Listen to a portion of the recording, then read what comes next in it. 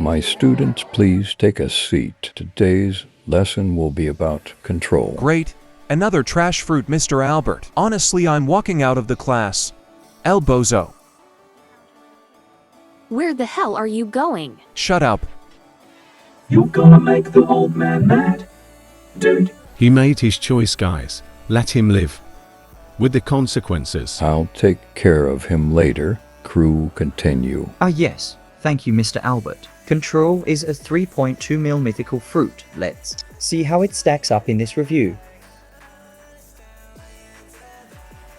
Control in PvP is very much a skill-based fruit. The player has to work around the handicap of the limited area of control when doing PvP. This fruit also has many PvP weaknesses, like the room itself leaving you vulnerable when putting it up, Echo Knife leaving you open in PvP encounters outside of 1v1 fights. The room can also outright be avoided altogether, because people can just run, teleport, or just stay out of range altogether. However, Levitate works great defensively, and this fruit is quite versatile.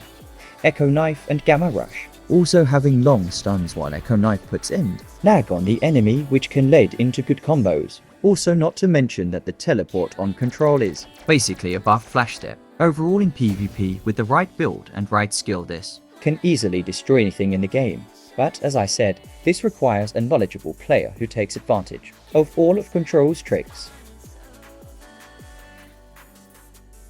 If Levitate didn't have so much knockback, honestly this would be great in PvE. However, that's not the case.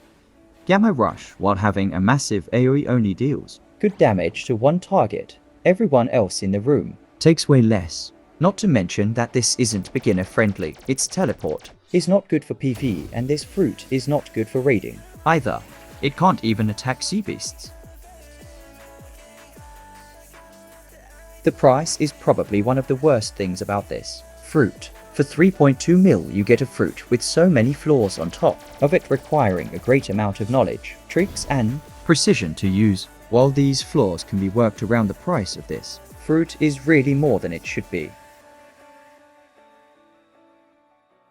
For damage, Control gets a B. It deals decent, serviceable damage, but because it only has 3 attacks and because some of its moves on average fall below others of its rarity, this is the best it gets. For PvP, Control gets a B. In the hands of a skilled player, this fruit can easily overcome anyone with the help of a hybrid build. However, flaws remain flaws, and even skilled players are still handicapped by that. For PvE, this gets a D.